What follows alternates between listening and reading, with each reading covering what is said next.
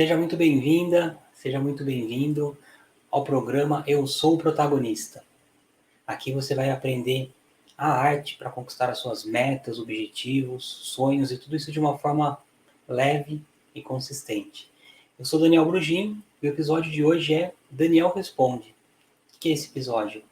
Hoje eu vou responder aqui uma série de perguntas da audiência.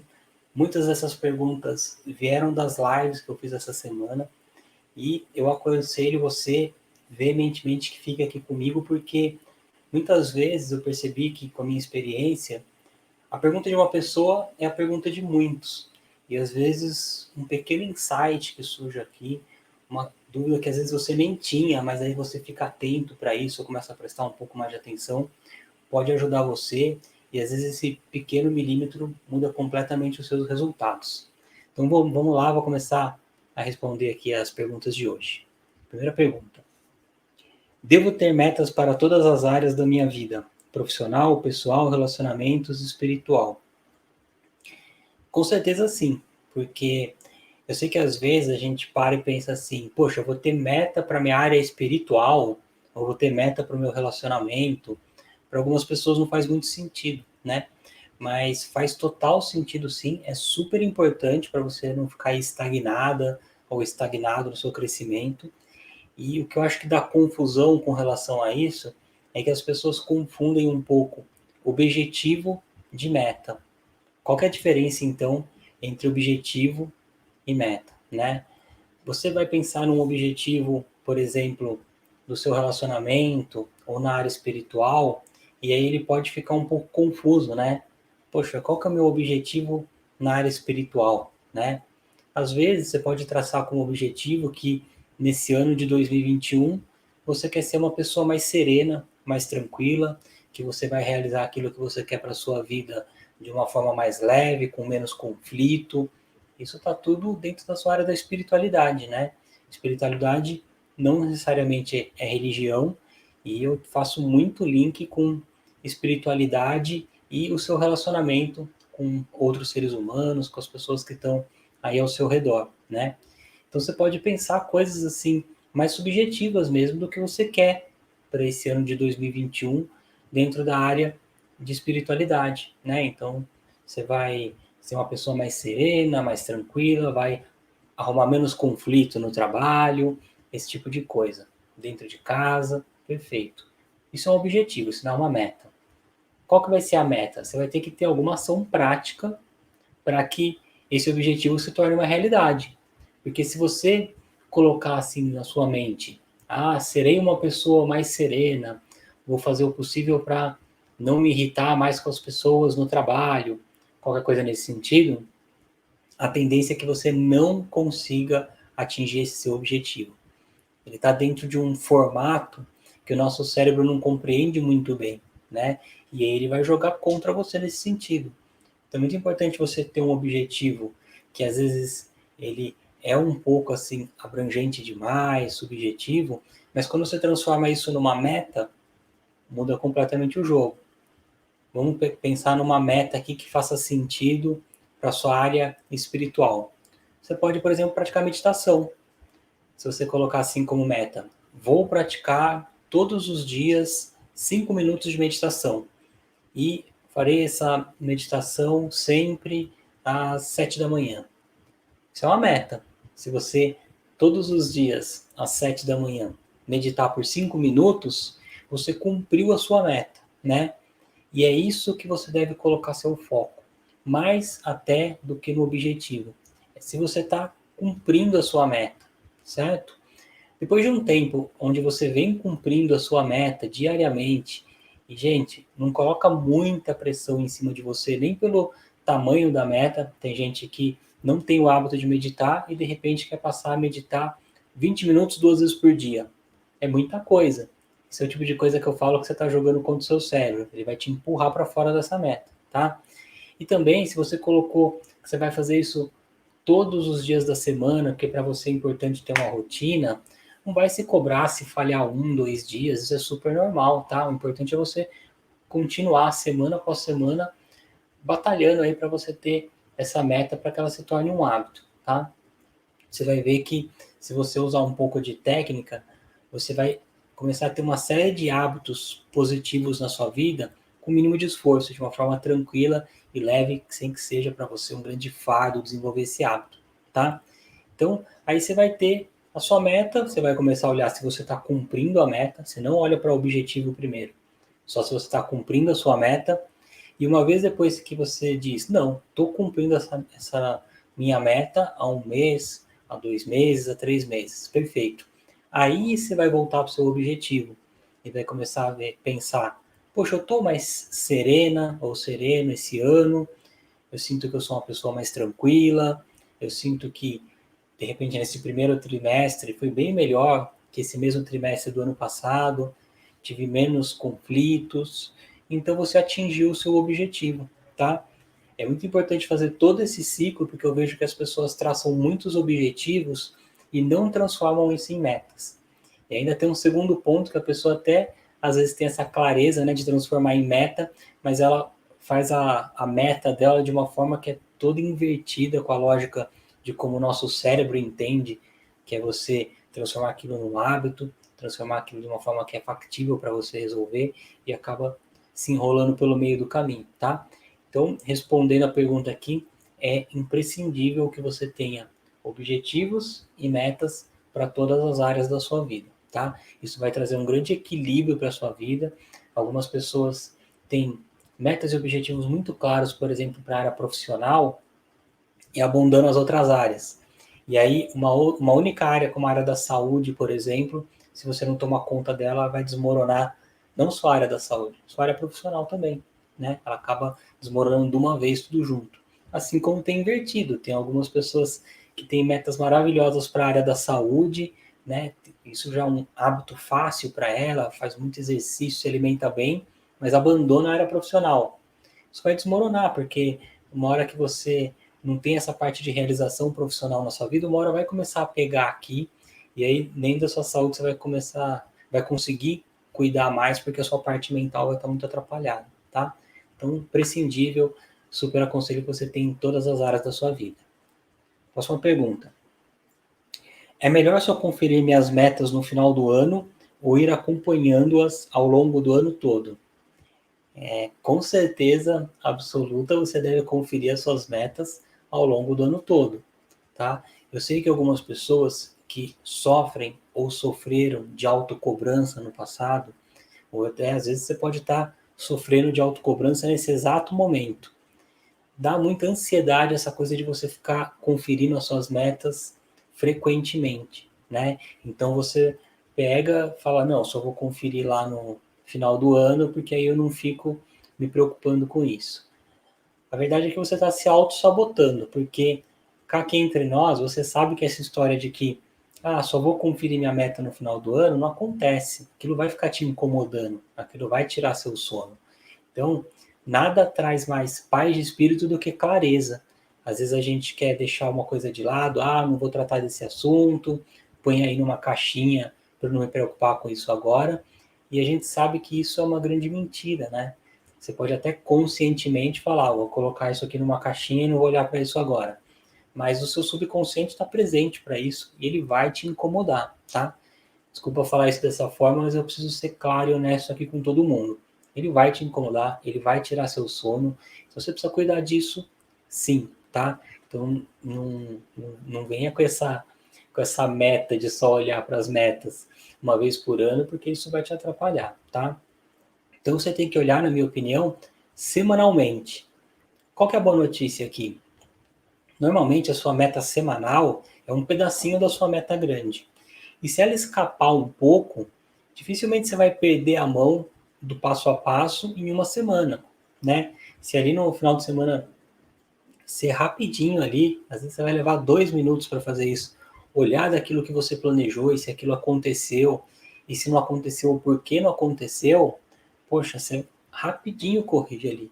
Muitas pessoas gostam de fazer isso, inclusive diariamente, ao final do dia, olhar para como foi o dia para ver se cumpriu aquelas metas. Difícil você perder muito a mão em um único dia, né? Então você rapidinho corrige, coloca aí o trem na rota novamente.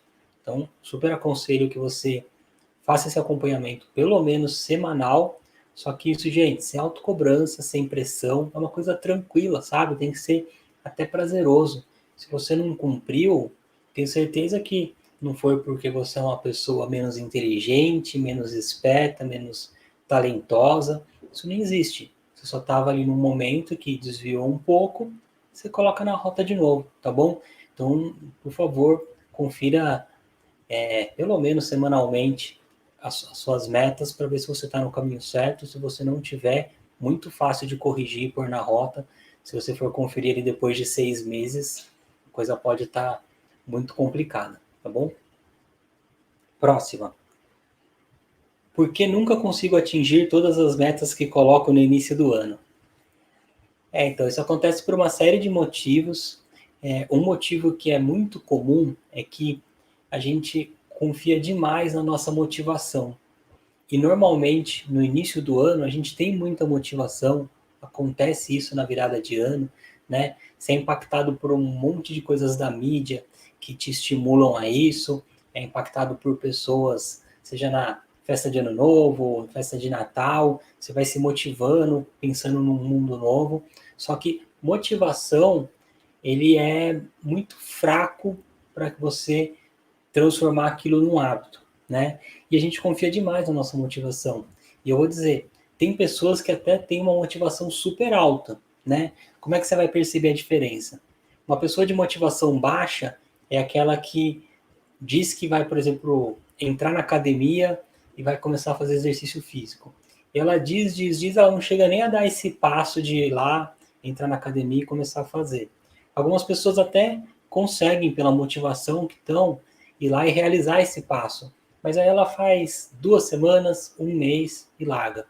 Tem gente que tem motivação, às vezes, que consegue durante 3 meses manter isso, indo lá só na motivação, sem técnica, sem uma metodologia para criar um hábito, né?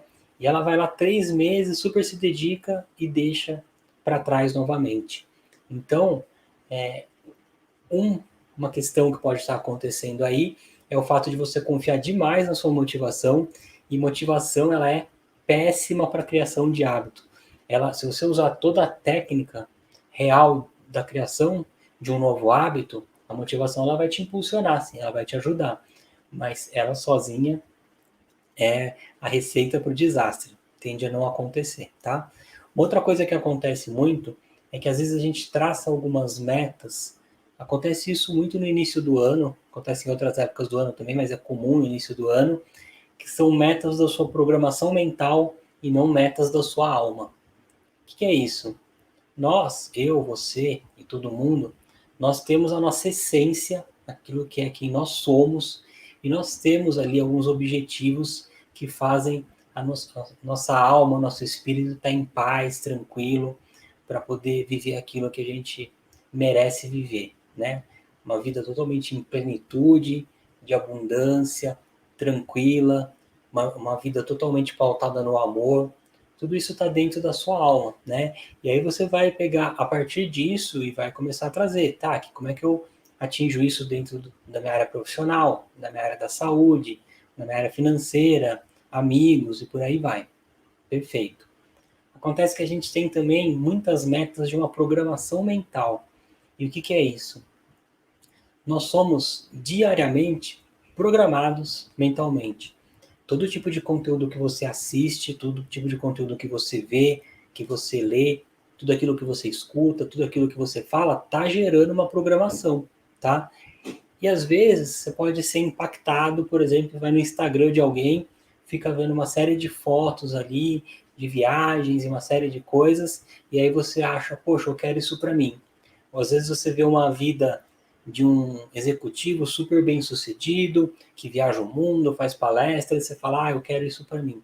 Mas às vezes, aquilo ali que na verdade é só o trailer da vida da pessoa, né? Uma foto não representa o que a pessoa passou aquele dia inteiro, quanto ela teve que viajar para fazer aquela palestra, por exemplo, quanto tempo ela ficou longe da família, uma série de coisas que aconteceram, é ali só um flash, né? E às vezes você, baseado nesse flash, monta toda uma programação de metas para você, né?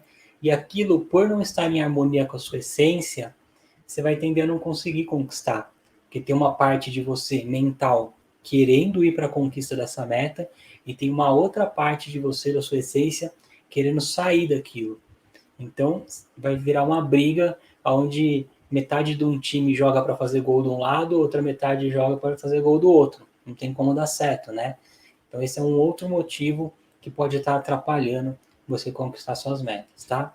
O que eu posso dar de conselho aqui para não sair da pergunta apresentando problemas e não soluções? Vá procurar uma metodologia, um mentor, alguém que possa te auxiliar nesse caminho, né? A gente quer fazer as coisas muito sozinho, por nós mesmos, muitas vezes por tentativa e erro, e eu acho que a gente tem um tempo tão curto e precioso aqui na Terra para viver essa jornada que a gente não tem tempo para perder, para ficar com tentativa e erro. E se tem pessoas que podem ajudar você nessa jornada, poxa, vai lá procurar esse auxílio, né? Com certeza, se você está com um problema de alimentação, o nutricionista vai te ajudar. Se você quer ter resultados em atividade física, por que não contratar um personal trainer, um professor de língua, se você quer aprender a falar uma língua? Isso vai, você parece que, mas eu não tenho dinheiro nesse momento. Se você for pôr no papel, você vai economizar tanto dinheiro pelo tempo que você ganha, que você não faz ideia. Então, super aconselho procurar alguém para te auxiliar nesse caminho, tá bom? Vamos lá. Sempre começo minhas metas, mas não consigo ter consistência. É um pouco da resposta anterior, né? Você não conquista suas metas, acontece por isso, e a consistência é a mesma coisa, né? Você começa, mas não termina. É por essa série de motivos que eu trouxe na resposta anterior que faz muita diferença, tá? Não vem entrar numas dessa de que, você é uma pessoa que não tem força de vontade, você é uma pessoa que tem menos talento, tem menos qualidade, que é menos especial. Isso é uma grande bobagem, não confia nisso não, tá bom? É interessante eu me presentear sempre que eu conquistar minhas metas? Com certeza absoluta. Isso é uma técnica que funciona e que você deve utilizar na sua vida, tá? Algumas pessoas, eu já ouvi isso muito em mentorias que eu faço, seja em grupo, seja individualmente, que dizem, eu coloco uma meta para mim, eu acho que é uma falta de vergonha na cara eu ter que me dar um presente porque eu cumpri aquela meta. Eu tenho até vergonha de começar a me presentear só porque eu estou cumprindo coisas que eu já deveria fazer na minha vida, que é uma obrigação minha, então não vou me presentear.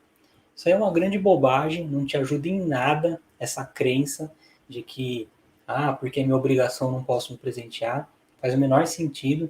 E, independente de qualquer coisa, você está indo contra a uma série de estudos científicos parrudos que comprovam que o fato de você se presentear ao final de uma atividade faz com que aquilo tenha mais facilidade de se tornar um hábito. E quando se torna um hábito, você passa a fazer aquilo de forma automática. E o mais incrível é que depois de um tempo, quando aquilo vira realmente um hábito, você perde a necessidade desse presente, tá? Então, se por acaso você tem essa crença, e eu já ouvi essa crença de muita gente, é uma bobagem gigantesca essa história de que, não fiz mais do que minha obrigação. Para com essa besteira que está emperrando a sua vida. Se alguém vier te falar isso, deixa falando sozinho e vai atrás de ser feliz, entendeu? Não fica se preocupando com essas bobagens, não. Tem um monte de bobagens, de crenças com relação a isso, que são crenças preconceituosas, né? O que é um preconceito? A pessoa não entende nada sobre o assunto e ela define uma opinião sobre aquilo e sai falando por aí. E se ela quiser fazer aquilo na vida dela, tá tudo bem, o duro é que ela interfere na sua também, se você deixar, né? Então, para com essa bobagem, vai em frente, define sim quais são os seus presentes, comemora, vai lá buscar seu presente, que isso vai fazer total diferença na construção dos seus hábitos e dos seus resultados. Como saber se realmente quero aquela meta que coloquei no papel? Então, aqui é um pouco mais abrangente a resposta dessa pergunta, porque para você entender se aquela meta é uma meta da sua alma, da sua essência, ou a meta de uma programação mental, seria leviano eu chegar aqui e falar que eu vou conseguir responder de uma forma rasa e rápida aqui para você uma questão que é muito maior. Existe uma série de técnicas, de exercícios que você faz, que você percebe que aquilo realmente é uma meta da sua alma, né? E não simplesmente uma meta da sua programação mental, né? Dentro do meu curso, você vai fazendo esses exercícios e eles vão aflorando. Eles vão pegando uma coisa que é sua, interna, e ele vem para a consciência, né? Então, é um trabalho um pouco maior. Mas só para não te deixar sem resposta aqui, uma coisa que eu percebo já há muito tempo é que normalmente quando a meta é uma meta da alma, uma meta que tem a ver com a sua verdade, quando você pensa sobre ela, quando você for colocar ela no papel, vai te dar uma sensação de paz, de tranquilidade, de calma. Isso é um sinal de que aquilo faz total sentido.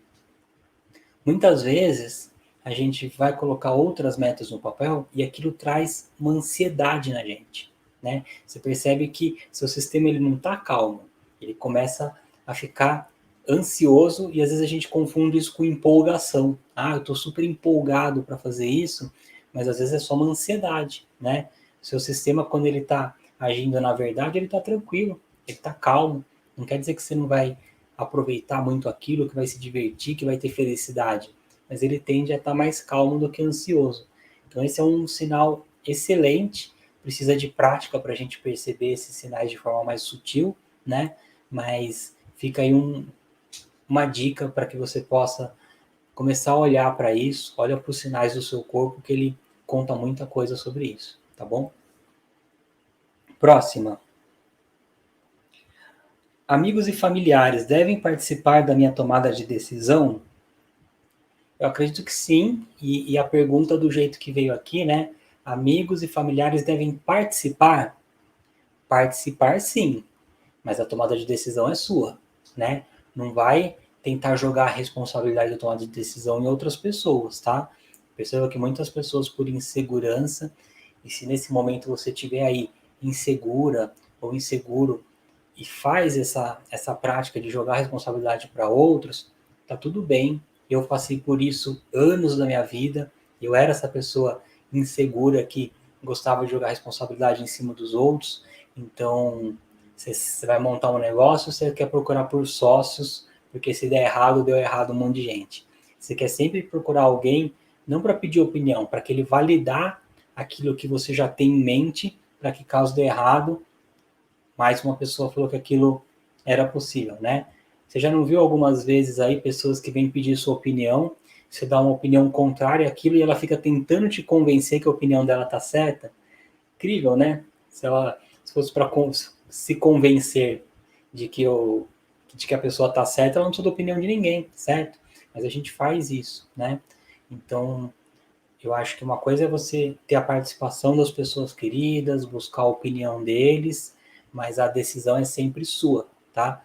Eu acho que é importante você falar dos seus anseios, dos seus sonhos com familiares, com amigos. Muita gente vai dar uma opinião sincera e de amor para te ajudar, mas muita gente, o que acontece, né? Às vezes você vai pedir essa opinião porque você está com medo, com insegurança. E a pessoa que está do outro lado também morre de medo e insegurança das coisas da própria vida dela. E ela vai tender a te puxar para esse caminho do medo, da insegurança. E eu posso garantir para você que não há evolução, não há felicidade no caminho do medo. Você só vai encontrar evolução, felicidade no caminho do amor, no caminho da verdade, da confiança. Então a gente tem que tomar muito cuidado com isso. Eu acho que pedir a opinião de amigos e familiares é super importante, mas você tem uma opinião muito mais importante que é a sua opinião interna. Aquilo que seu coração está dizendo tende a te levar para um caminho mais seguro do que, de repente, a opinião de um terceiro que tem um monte de emoção envolvida ali, um monte de opiniões, aquilo só vai atrapalhar o seu caminho, tá bom? O que priorizar no momento da decisão? É uma pergunta bem complexa novamente, né? O que priorizar no momento da decisão? Precisaria entender com mais tranquilidade o que é isso, né, que você está olhando. Mas vamos lá para algumas formas de você começar a olhar para isso de uma forma mais abrangente.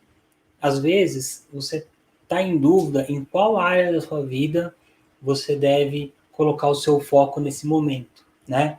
Então, por exemplo, eu gosto de dividir a nossa vida em 7 áreas diferentes.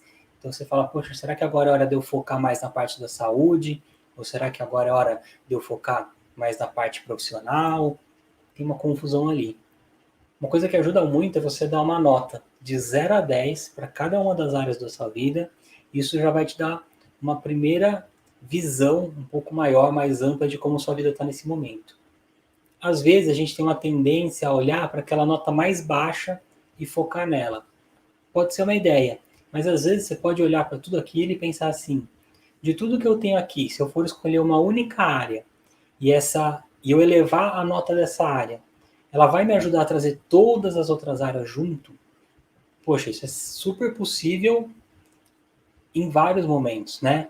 Às vezes você está com uma dificuldade em uma série de áreas da sua vida e o simples fato de você passar a se encontrar mais com seus amigos ou passar a ter momentos de lazer e hobby, aquilo te dá uma energia que você começa a trabalhar melhor, você começa a ter, de repente, mais confiança e segurança para, de repente, poupar dinheiro, você começa a melhorar todas as áreas da sua vida, né? Aí você com mais energia vai tender a cuidar mais da sua saúde.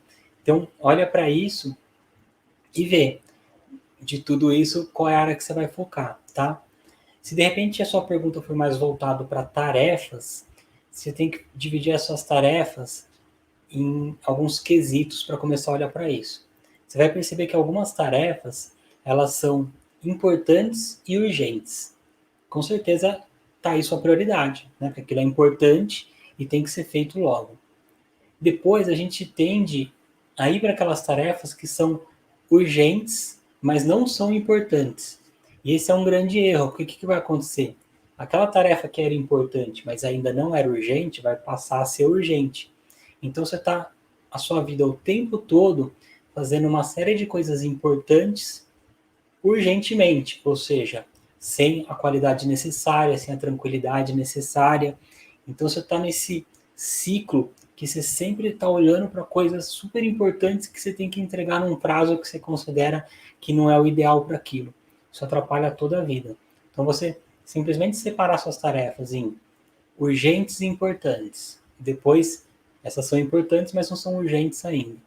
Vão ter outras que são urgentes, mas não são tão importantes. E tem algumas ali que nem urgente, nem importante é. Às vezes é até uma questão de ser eliminada da sua lista mesmo. Tem algumas que você pode delegar para alguém, outras você fala simplesmente não vou fazer se não der tempo, porque é super natural.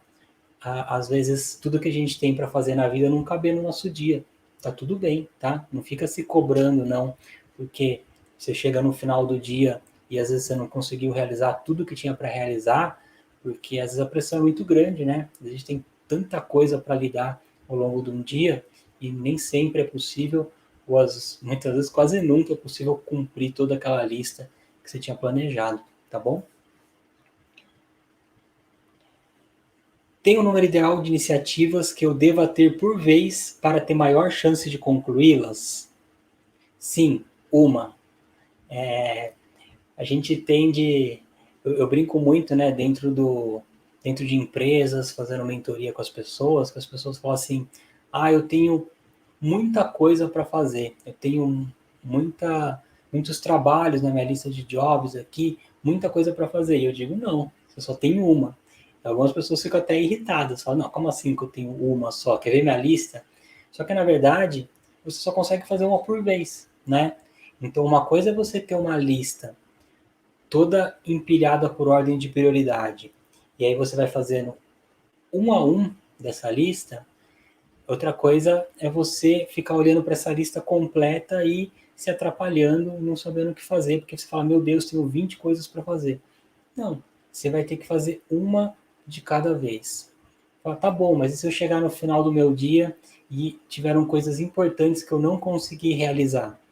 Tá aí um excelente sinal de que, ou você não está tendo produtividade, você não está conseguindo realizar de uma forma produtiva aquilo que você tem para fazer, ou dois, o número de tarefas que você está se comprometendo não cabe no seu dia, né? E você tem que ter clareza disso e a responsabilidade é toda sua. E se você for uma pessoa organizada, controlada, mesmo dentro de uma empresa, você vai conseguir provar para o seu gestor que, olha, eu fiz um monte de coisa ao longo do meu dia ontem e ainda assim ficou faltando esse monte aqui. Será que não está desequilibrado? Né? Quando você não tem clareza, a verdade é que você não consegue nem se defender. Você vai falar, tenho trabalhado muito, tenho passado do horário, só que você não consegue mostrar isso de uma forma factível e clara, para que de repente tenha um ajuste aí no seu setor, qualquer coisa nesse sentido, tá? Então, faça a sua lista pela ordem de prioridades, da forma como eu já disse aqui, e depois, uma de cada vez. Você só vai conseguir dar o segundo passo depois que você der o primeiro, né? Então não vai tentar dar o passo 3 antes do 1, que você vai acabar tropeçando, tá bom? Então vai com calma com isso, não queira mudar toda uma vida em uma semana, porque tende a não funcionar. Ter muita iniciativa e pouca acabativa pode ser do meu perfil comportamental? Sim, tem alguns perfis que têm essa coisa de ter muita iniciativa e pouca acabativa. Os comunicadores, por exemplo, têm isso. Eu sei bem disso porque eu sou comunicador e o comunicador tem muita ideia, muita criatividade e ele acaba se atrapalhando nisso porque ele está realizando uma ideia que ele teve às vezes uma hora atrás que ele considera brilhante e no meio do caminho ele fala, meu, tive uma melhor agora. Essa aqui é que vai mudar o mundo, vai mudar minha vida, e ele abandona aquela ideia e vai para uma próxima. Isso prejudica demais essa pessoa. Pergunta por que eu sei disso. Vivi anos da minha vida assim, sempre achando que não, finalmente agora eu achei a ideia de ouro, né? Então, os comunicadores, por exemplo, têm isso. Mas isso não quer dizer que você tenha que conviver com isso a sua vida toda. E é por isso que autoconhecimento é tão importante. Uma vez que você entende que você é dessa forma, que isso é do seu perfil comportamental, isso está no seu DNA, você tem condição de não deixar que essas questões te atrapalhem mais, porque você tem clareza disso. Então, eu hoje, quando estou realizando alguma coisa e tenho uma ideia mais genial, segundo a minha visão, claro, né? Eu simplesmente sei, poxa, eu dentro do meu perfil comunicador passo por isso a todo momento. Eu vou realizar o que eu tenho para realizar agora nesse momento. Se num outro momento eu achei que essa ideia era muito boa, porque provavelmente ela é, e vou pegar essa outra ideia e coloco ali. Eu gosto de colocar no meu Trello ali um ponto onde eu tenho outras ideias para fazer num outro momento, tá? Então, muitas vezes o grande desafio de um comunicador não é realizar a ideia mais genial do mundo, é simplesmente se tornar um realizador, que é aquela pessoa que tem uma ideia pequena, realiza. Depois você tem mais uma ideia pequenininha, realiza ela novamente. E aí você vai trocando essa coisa dentro do seu perfil, você vai, não é que vai ser, você vai se tornar uma pessoa que não tem mais ideias ou nada disso. Não, você simplesmente vai ter essa percepção e você vai começar a ser uma pessoa realizadora. E uma vez que você entra nisso, provavelmente você perdeu tanto tempo tendo ideia e não realizando, que agora você vai começar a sobrar tempo para realizar uma ideia após a outra, tá bom? Então é isso, esse foi o Daniel Responde de hoje. Espero que eu tenha ajudado você com algumas dessas respostas aqui. É super comum a dúvida de um ser a dúvida de muitos, e às vezes um único insight, um único ponto aí que você mude na sua jornada vai mudar completamente o seu resultado, tá bom? Então é isso, super obrigado e eu vejo você no próximo vídeo.